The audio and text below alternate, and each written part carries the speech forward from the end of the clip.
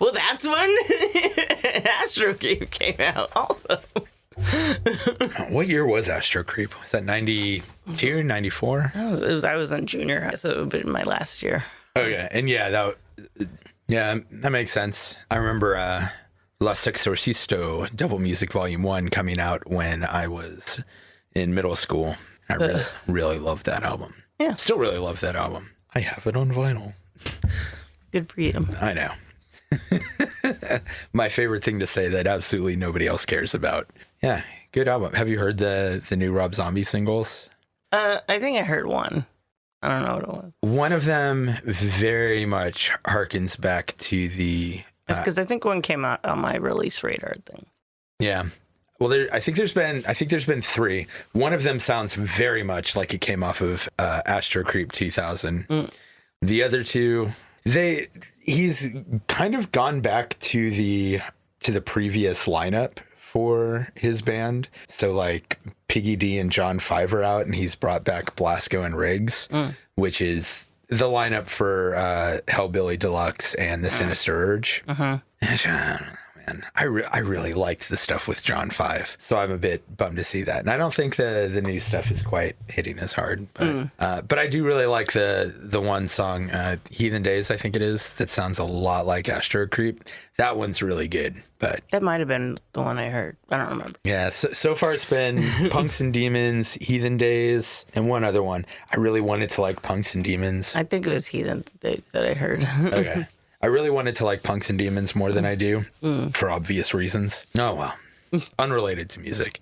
I don't know if you saw this, but we have crossed a major internet content creator milestone. We have had our first YouTube comment calling us stupid. Sweet. It's good times. I was actually legitimately excited when I saw it. I was like, about what? It was on the clip of us talking about Stranger Things. Yeah, somebody commented something along the lines of when stupid people think they're smart. I'm like, ooh, we're on our way, baby. Welcome everybody to Streaming Screams. I am Glenn. I'm here with Jessica. Hello. And we are going to talk about some horror movies. And today we are talking about Heart Eyes. Also, we have both recently been sick. I am very much coming off the ass end of it. So if my voice sounds like ass, I apologize. Yep. Yeah. Released in 2025, written by Philip Murphy, Christopher Landon, and Michael Kennedy. Directed by Josh Rubin. Olivia Holt as Allie McCabe, a heartbroken cynic who works for an advertising agency. We've got Mason Gooding as Jay Simmons, a consulting advisor and smooth heartthrob who's been brought in to run damage control on the disastrous advertising campaign that Allie has just spearheaded. Gigi Zimbato as Monica, Allie's friend. We've got Michaela Watkins. God, that should not be one I have to pause on. That's an easy one. Jesus Christ. Michaela Watkins as Crystal Kane, Allie J and Monica's tyrant boss. And then we've got the detectives, Devin Sawa as Detective Zeke Hobbs, and Jordana Brewster as Detective Janine Shaw. And yes, they make a Hobbs and Shaw joke in the movie itself. I only know it because the name of the movie, but I've never seen any of those movies. Yeah, you've never seen any of the Fast and Furious movies? Not a single one. No interest. Some of them are fun. The less seriously they take themselves, the more fun they are. I don't care about cars and driving. They're also not as... Also, the longer the series goes on, the less it's about cars and driving. Eventually, they're just kind of general action movies, you know? But yeah, the first few are 100%. I don't know. I'm not trying to convince you to watch them. There's way too many of them. I'm not going to do it now. I've watched... That's a commitment. I'm not... No, no, thank you.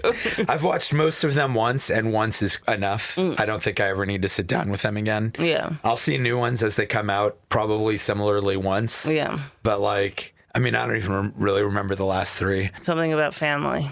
I mean, they're all about family. Everyone drinks shitty beer. Fast cars, hot chicks, Vin Diesel. I like Vin Diesel, that's about it. The Rock. I don't like The Rock, really. Jason Statham. He's all right. Yeah. My wife's hall pass. Katie fucking loves Jason Statham. Yeah, I know. I like Jason Statham a lot. I don't understand her thing with Jason Statham. I like his earlier career better. It's all been downhill after Crank. That was peak. No, okay. I'm sorry. Whatever. I absolutely love the Crank movies. I want them to make more of those. They are so stupid in the best ways. Speaking of stupid, Heart Eyes. Mm-hmm. So, how did you like Heart Eyes? Not a fan. Yeah. Not at all. Yeah. Yeah.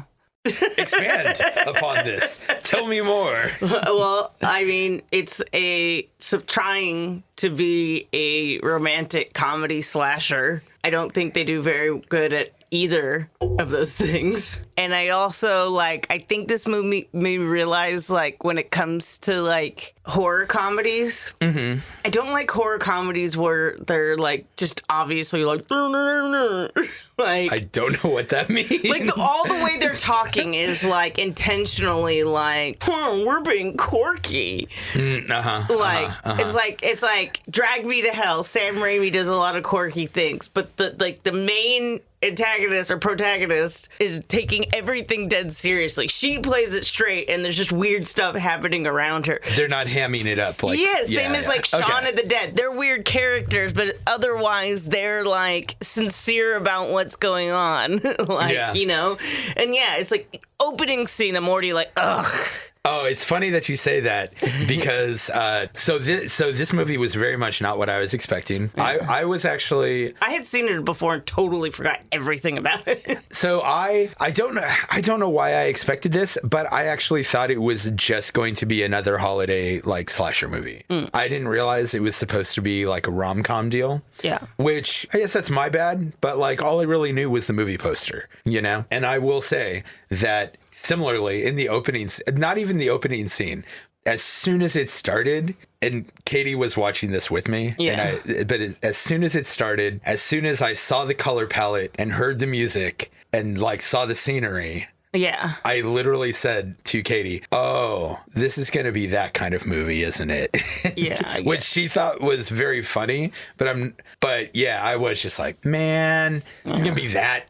Damn it. So there's a trend in movies right now that I'm not super hot on, where in recent years there's just been a lot of movies that basically boil down to what if X but Scream, you know? You've got Totally Killer, which is what if Back to the Future but Scream. Yeah, and then that one was fine. And then you've got It's a Wonderful Knife, which is what if It's a Wonderful Life but Scream. And I haven't seen Happy Death Day yet, but from what I hear, it's what if Groundhog's Day but Scream. Well, I don't understand what the but Scream thing. They're all just what if we had this kind of movie or this thing, but made it into Scream. Yeah, see, I don't understand the Scream part. I wouldn't even call this being for Scream. It's all really meta with a killer that's very similar, masked, kind of gets his ass kicked throughout the movie, but still manages to get the kills in. When is this meta? I mean, the whole thing is deconstructing both an attempt at deconstructing both slashers and romantic comedies. It's got all of the tropes. It presents them all while winking at the audience, like you said. Everybody's really hamming it up.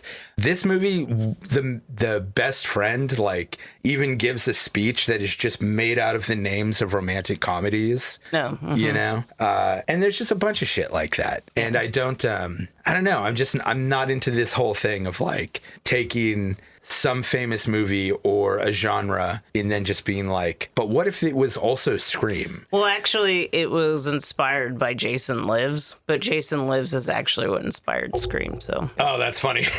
I didn't know either of those things. Yeah. How did Jason Lives inspire Scream? Because Jason Lives does have a lot of fourth wall breaking. Literally the grave digger is oh, who would like crap like this, and then looks directly in the camera. Oh no. And it's part of it, the whole thing is that they're everyone's aware of Jason. There's all these different stories about Jason. Mm-hmm. And then they're no, but this is the real one. So they're acknowledging. I don't remember all the I don't remember Jason Lives having a bunch of meta-contextual stuff. It's not that much, but yes, it has. Jason Lives or Jason Goes to Hell? No, Jason Lives. Oh, shit. Yeah, like literally, like I said, in the beginning in The Gravedigger, he's like, oh, who watches crap like this? And then he just looks at the camera. But then it's also the first Jason where they intentionally have like funny stuff. Oh, that's wild. I am not remembering Jason Lives this way.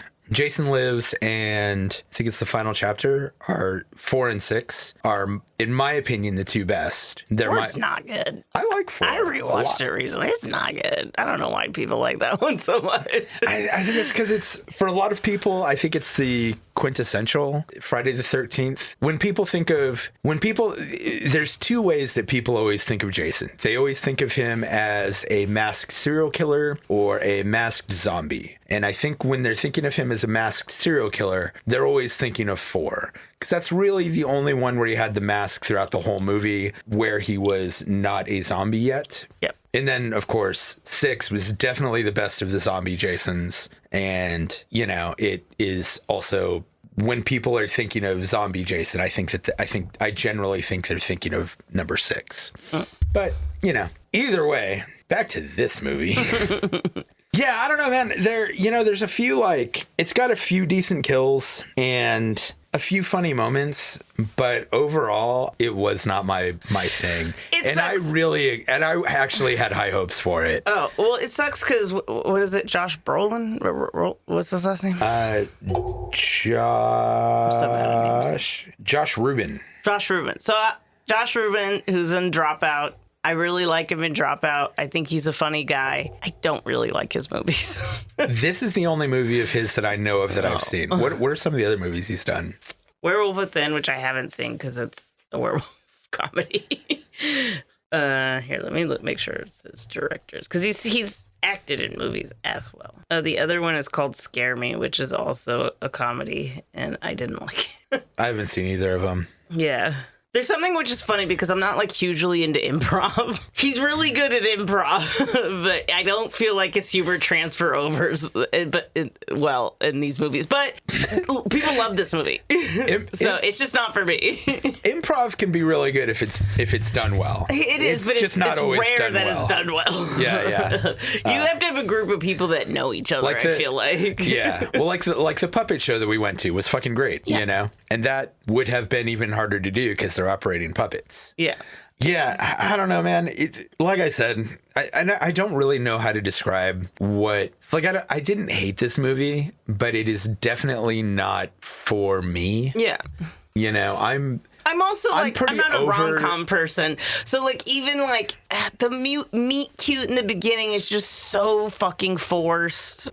And also just so typical. Yeah. I know that's on purpose, but yeah, but I've seen rom-coms that I like. Not many, or I would say not the majority of them. But see, Shaun of the Dead is a mix of a rom-com and a horror movie. Yeah, and they did it great. Shaun of the Dead is like kind of the perfect horror comedy. Yeah. It knows when to mix them both and when to lean to one or the other. Yeah. And again, it doesn't feel forced and hammed up. Like, it is not generally winking at the audience the whole time. Yeah. This movie, I feel like, is winking at the audience the whole time. Honestly, you know, like I mentioned earlier, the monologue that was just made out of the names of rom-coms. Yeah. Probably one of the funnier parts of the movie, but also thoroughly made me groan. Yeah. You know, just like, okay, yeah, name dropping Clueless, name dropping 10 Things I Hate About You, name dropping...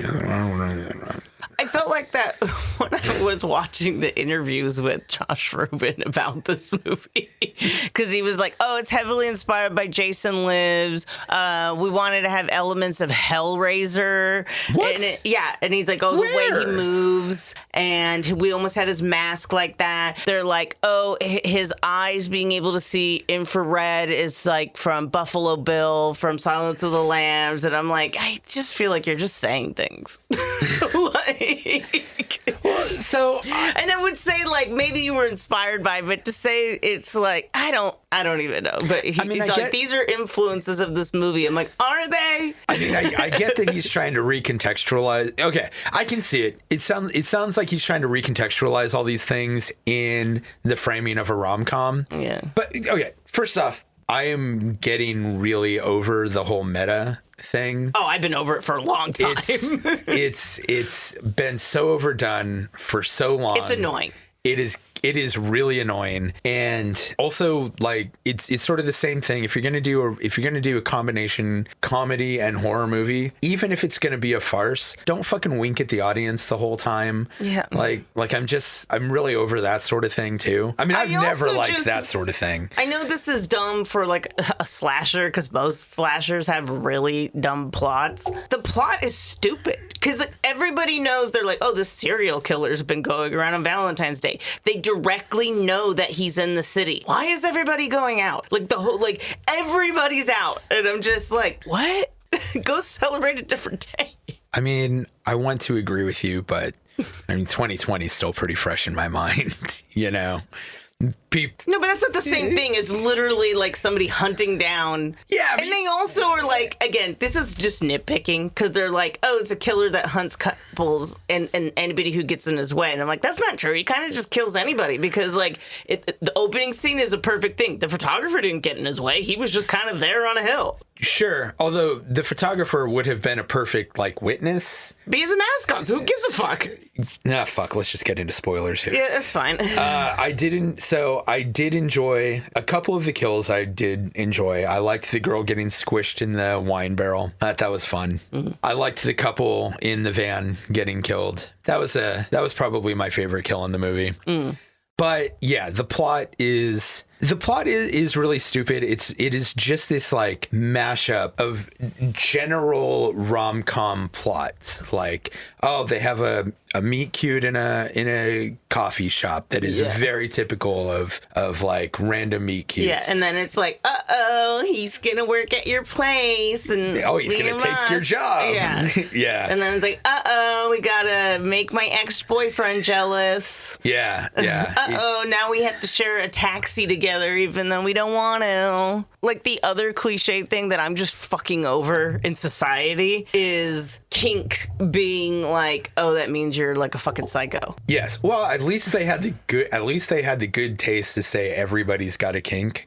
But still, they early on, like for no reason, are like, I think this is their kink. Yeah, killing people, and it's like, what? And then it turns out it is. Right. It's like, I just and they had to throw in that extra layer of making it a throuple basically, instead of a couple. Yeah, because that's the twist is there's 3 killers. Yeah, which is annoying because the only reason to do that is try to like Scream, you know? But at the same time, it adds to this whole thing of like everybody who's into like kinky sex or unorthodox or is poly or is just into anything that isn't straight heterosexual missionary married sex is a fucking psychopath. Yeah. And I'm like, dude, which is wild coming from anybody who is like prominent in the Dropout crew. I think he just thought it was funny. Yeah. Well, like, yeah, right. And I'm like, it's not because it's such an old trope. Like, I literally have stopped listening to some podcast or watching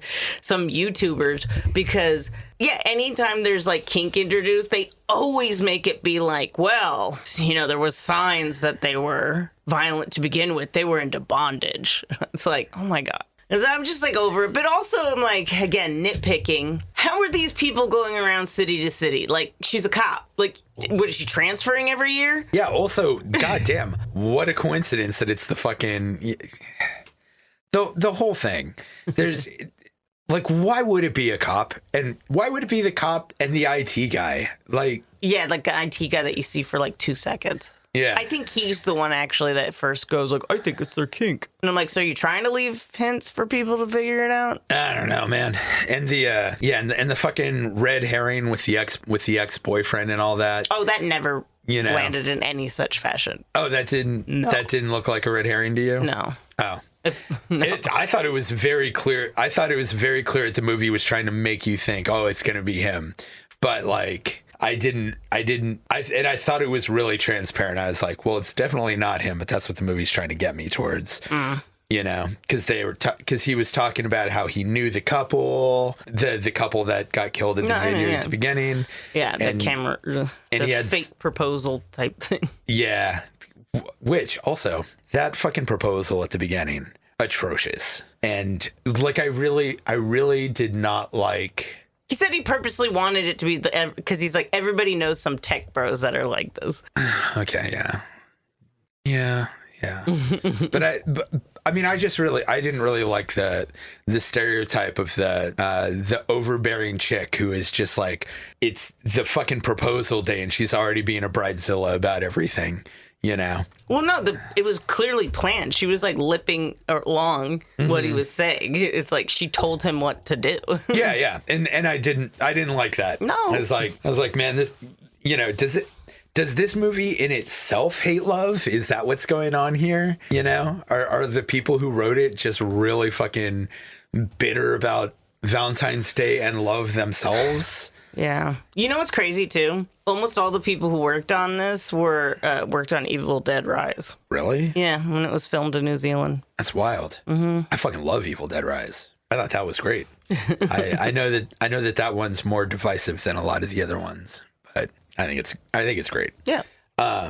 Ooh, we should totally do Evil Dead Rise at some point. All right. Thanks for joining us here at the Streaming Screams podcast.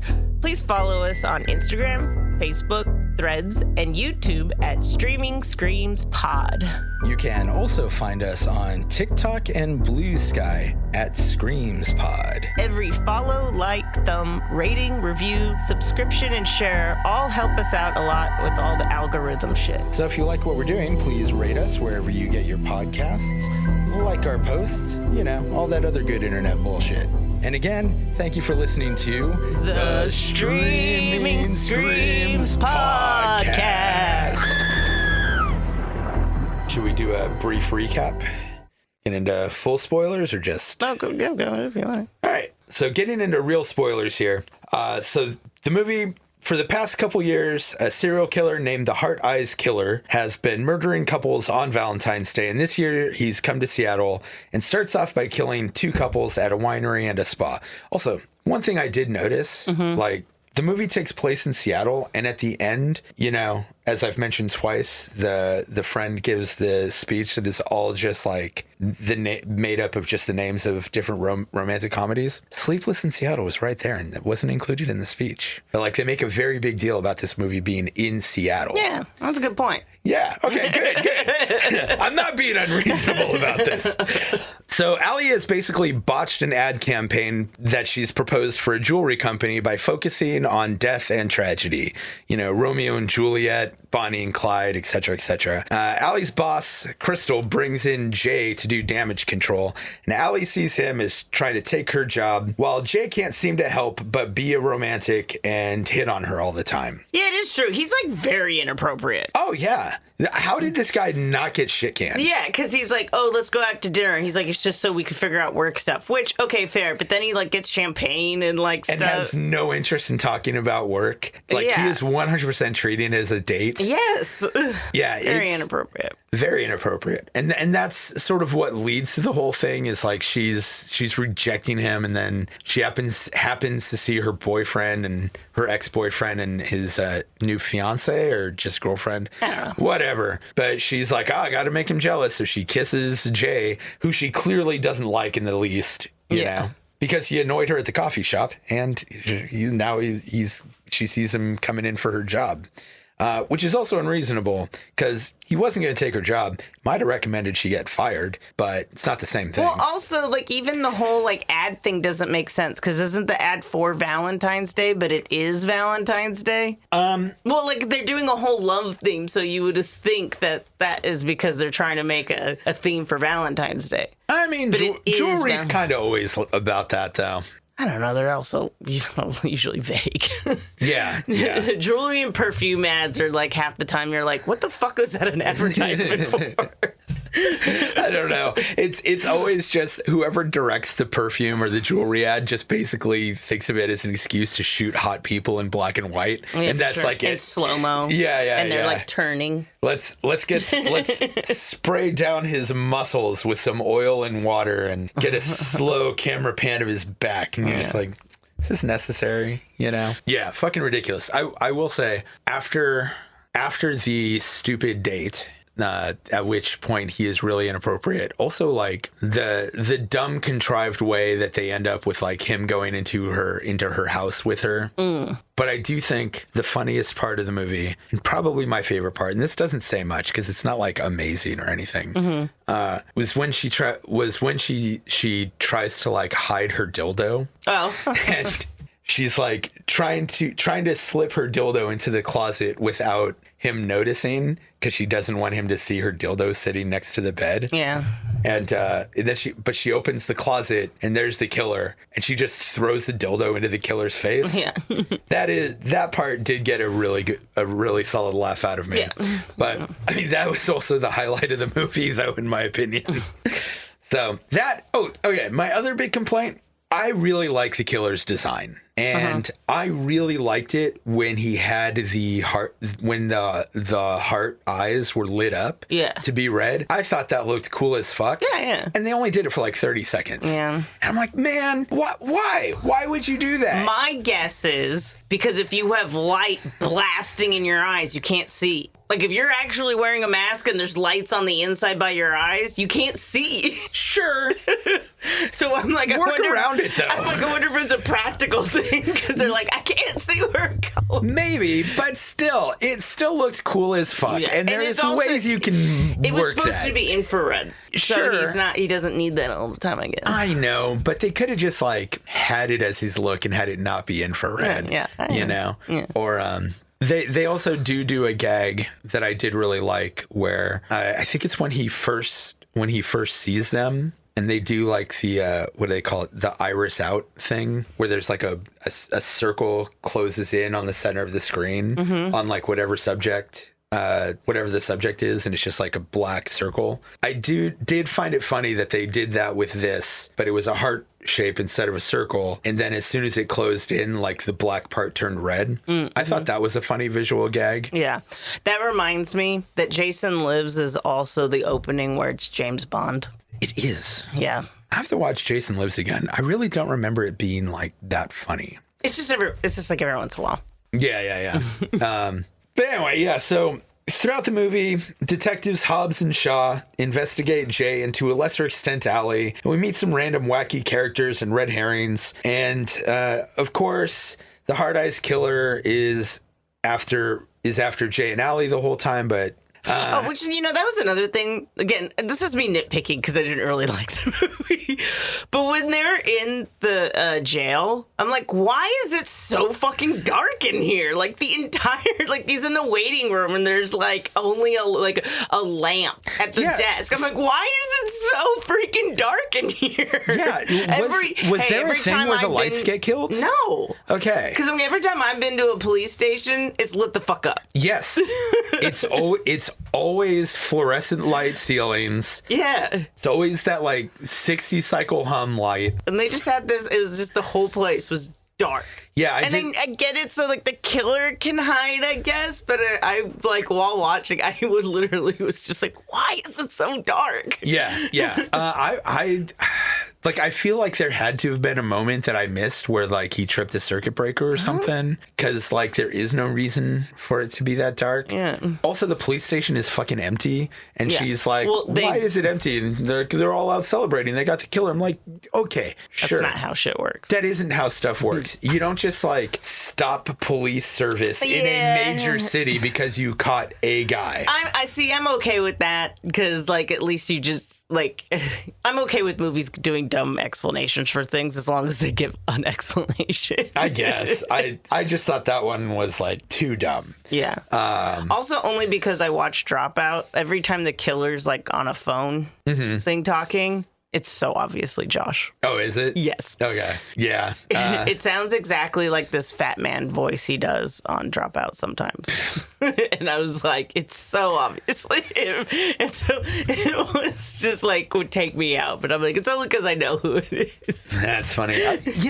How popular is the Dropout streaming service? Very. Is it? Yes. Because I know that you guys have it and I know we have it, but I have no idea like how Dimension 20 does live shows in Las Vegas where they. Oh, really? Yeah. Oh, that'd be fun. I would maybe go to that. Yeah. Although I've never actually watched Dimension 20. Yeah. I watched the one episode, Dimension 20, on a bus, which had no bus, but whatever. But yeah, the killer manages to kill some people. After a bunch of nonsense, Allie has to rescue Jay, who she is now starting to fall in love with, from the Hard Eyes Killer. They manage to get the Hard Eyes Killer to a drive-in theater that is having like a romantic movie marathon, which, to be fair, I would actually go to that on Valentine's Day. That sounds kind of fun.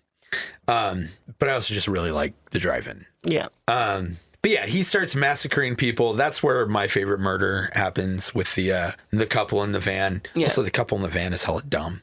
Yeah. Yeah, Allie has to rescue Jay. So they manage to kill Hard Eyes at the theater, but it's just some guy, and they're like, who the fuck is that? Which also kind of like irritated me a little bit, because like, why would they expect to know who the killer is? Like, they don't know, they're not supposed to know they're in a movie. And it's a serial killer who's been like hopping all around the US. It could be any one of 390 million people. Yeah, that's true. So like, why would they expect it would be somebody that they know, you know?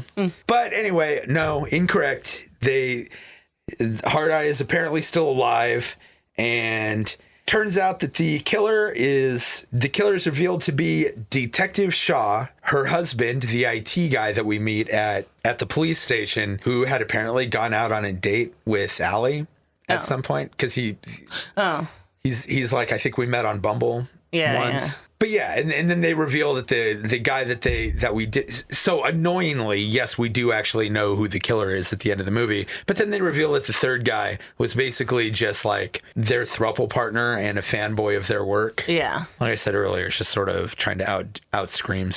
There's 3 killers, not just 2. I'm pretty sure in one of the Scream movies there's 3. There might be. I still haven't seen all of them. I think I've watched the first 4 now. So I think I've told you this. I really did not like the first one when it first came out. I don't like the first one. Well, so I never saw any of the others. And it's only been in recent days that I was like, well, you know, you and I now have a podcast where we review horror movies. I should know the basics. Yeah. I guess I'll watch the whole Scream series. So I'm slowly making my way through the Scream series. And I ended up liking the first one, but I didn't think it was like great or amazing this time around. I really hated it the first time I saw it, because I was like, the killer just gets the shit kicked out of him throughout the whole movie and basically stumbles into the kill every time. I just think most of the acting is terrible. Sydney is terrible. Like, even as a teenager, I found that movie just dumb. I like Matthew Lillard, but I hate Skeet Ulrich in it. I was like, if he is not the killer, then what the fuck? And like, why is she with him? Like, he's such an asshole. I don't know. And then she, like, what's with her neck? She has like a severe neck issue. Oh, I don't remember. She's constantly doing this. I think it's supposed to be a nervous habit. I know, but it's kind of yeah. And then also the reasoning for the killers is just not as stupid as the newest one, though. Don't tell me with the newest one. I haven't seen it yet. Yeah, I don't know. I didn't hate it when I saw it recently, but like, it still wasn't my favorite. People love them. People are obsessed with them, so number 2 I thought was all right. I know a lot of people say that one's the best. I don't remember which one. And then number 3, everyone just complains about Gail's hair. Which one is it? 4 that's considered the worst one? I have no idea. Yeah, it's either 3 or 4. I don't remember. It's considered the worst one. I'm making my way through it, and I keep hoping that I'm gonna, get into it, but so far it's not happening. But whatever. Again, like I said, I'm just doing it now because like we have a horror movie review podcast. I should know the basics, and it's one of the basics. Yeah. See, my voice is starting to go now, I think. So, yeah, anyway, at the end, both couples fight, and Allie and Jay manage to kill the remaining Hard Eyes killers. And then they end up together, of course, because of course they do. Yeah. And that's the end. It's not my thing. I wanted to like it more than I did. Yeah. I wanted to like it a lot more than I did, honestly. I was actually kind of stoked to watch it. Yeah. And then it was just like, meh. Yeah, like I said, just really over the whole meta thing. Yeah, and if you like meta stuff and you like goofy comedy rom-coms, if you like slashers and rom-com, you will probably really like it. Yeah, I said a lot of people like this. As long as you're not like, and there might be a sequel, so Yeah. I don't know if it was greenlit, but Josh always wanted there to be a sequel. Was it successful? I think so. Then it'll probably have a sequel. Yeah. So who would you recommend it for? I just said kind of. Yeah, I guess so. Yeah. I'm like, if you like goofy comedies and you like rom-coms, sure. Well, and obviously horror movie slashers, good. Give it a shot. There's really not that many deaths in it.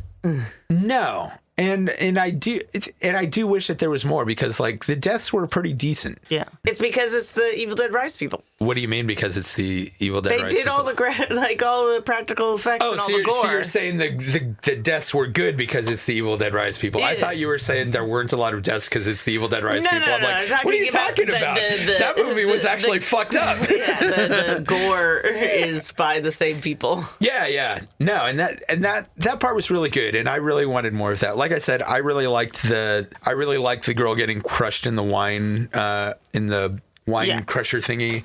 I really liked the van kill. You know, they drive, what was it, a tire iron or something into the dude's mouth while he's laying there, and then he fucking does the Joker pencil trick with the girl's head into the other end of it. I mean, I thought that was great. I got a chuckle that they're trying to have this like heart-to-heart conversation while some people are going buck wild in the back. Yeah, but also, yes, that was very funny. What I also thought was funny was that the couple in the back wasn't immediately like, get out of our van. I think they were supposed to be like high or drunk. So they just didn't give a shit. Yeah, that is possible. Also, I mean, clearly everybody was there to make out and to bang while watching the movie. So, you know. And you get a cameo from the director at the drive-in. Yeah, he's the one that yells something like, call the police or something like that. Yeah. Yeah, I do wish that there had been more kills, and I wish it had winked at the audience a lot less and just like played it a little more straight. I think it could have been a good movie if there was more violence and they'd played it a little more straight. Yeah. You know. I said, the opening scene, just the way they talk and everything, and even like the meeting in the beginning, like her boss. Yeah. It's just so like they're trying to be like, we're weird. I don't like it. It's very much like, we know we're in a comedy. Yeah, and I'm like, you're not supposed to. Yeah. And you know what's funny is I say that and I'm like, I don't even think that people should necessarily need to play things as straight as they do in movies. I'm picky about comedies. So. Sure. I'm like, I'll admit that. I don't necessarily think that acting needs to be realistic, but I don't mean in a way where it needs to be constantly winking at the audience. Yeah. I know you've told me that you're not like a huge fan of Nicolas Cage. No, what? Haven't you told me that before? What are you talking about?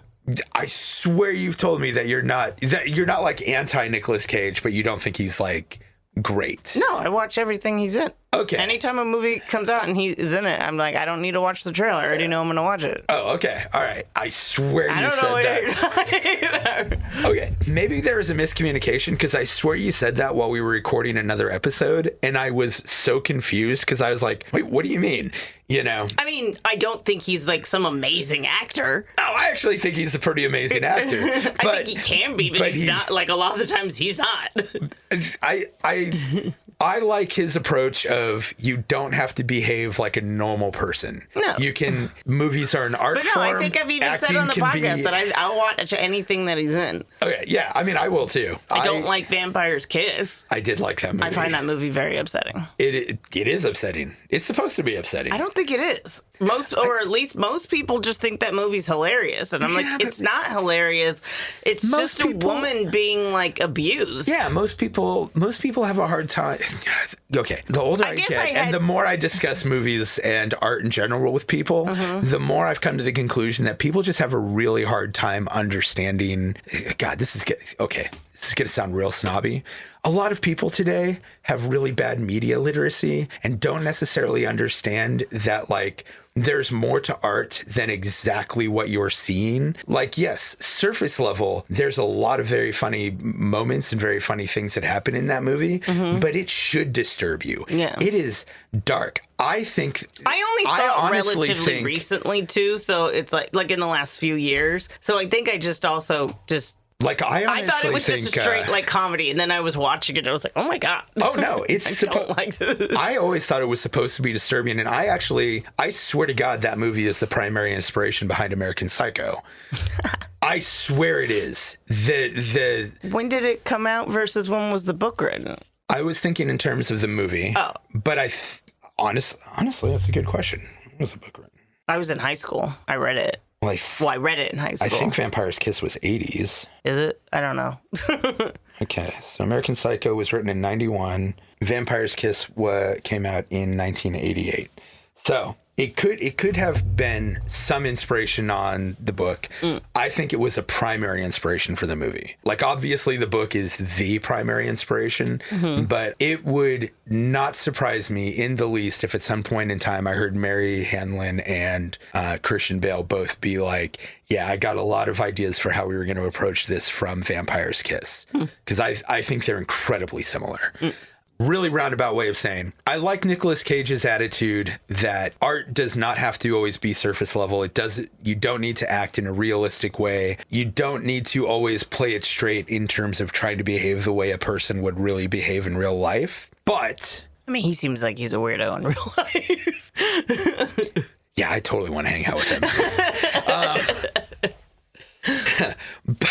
But you seen that clip of him like from the 80s? I forget what movie he's doing, but he's like on a talk show and he comes out like doing flips and doing kicks and like stuff, and he doesn't have a shirt on, clearly on cocaine. Yeah. It's so funny.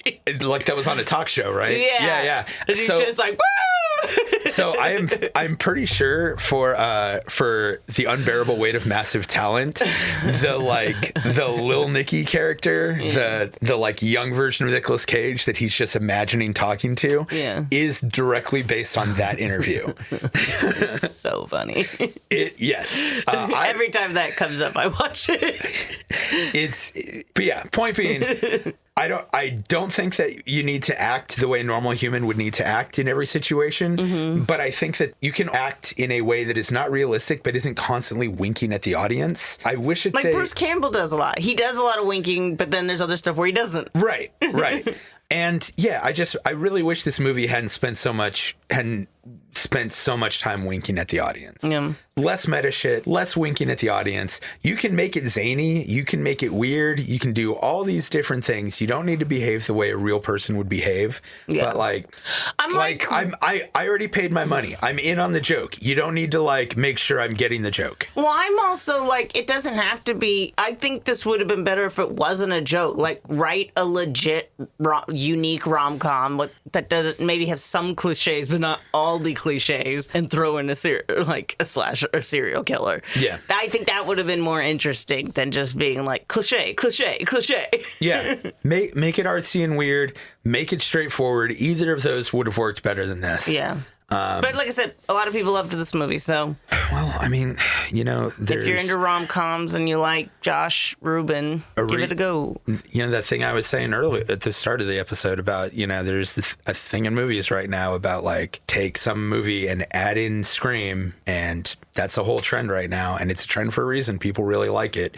Katie fucking loves It's a Wonderful Knife. I hate that movie. I hated that movie. I haven't seen Happy Death Day, but I know people love it. I also am like, the concept doesn't make sense. Like, just things that are happening. I'm like, if you're gone, why would everybody be in the exact same point? Like, why would life have played out almost exactly the same? It doesn't. Yes, it does. No, they're like being chased in the woods the exact same way she was with her brother still being chased in the woods like she was. I'm like, why would everybody be at the same place on the same day? The whole trajectory would be different. I mean, I remember it being pretty different when she slips into the other world. No, they're just like drug addicts and stuff, but everything, like, they're all in the same place. The same things are happening. I guess. I don't know. Annoying. Yeah, and Totally Killer. I don't even remember it, honestly. We watched it. I watched it too. I don't remember it that well. I remember I didn't. I thought, I'm like, it was whatever. It was fine. Yeah. And I've been meaning to watch Happy Death Day. I've seen that too. But I don't remember.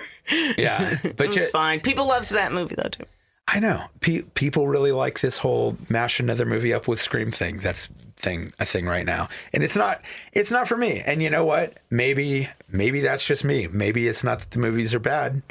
Maybe that's just not my personal style. Yeah. And that's fine. Yeah. So if you like those kinds of movies and you are into that kind of thing and you're not sick of meta stuff, go see this. You'll probably dig it. If you're a grumpy old curmudgeon like us and you are sick of the meta shit and aren't necessarily into the whole blend another movie with Scream thing, you probably won't. So don't. Good times. Good times. Oh, I guess one day ago they announced the sequel's coming out or remade. No, really? Yeah. Oh, there you go. Okay. Well, if you want to watch Hard Eyes, you can do it through, if you have a Netflix subscription, and then you can rent or buy it at Google TV, Apple TV, Fandango, Amazon Prime, and YouTube. Yep. Yep. All right. Yeah. Good times. Good times. And on that note, Jessica, play us out. Think of us even consider it. I mean, I can't do it. I'm shot. Like what are Valentine songs? I don't know. Oddly enough, the only song that's coming to mind right now is "I Would Do Anything for Love" by Meatloaf.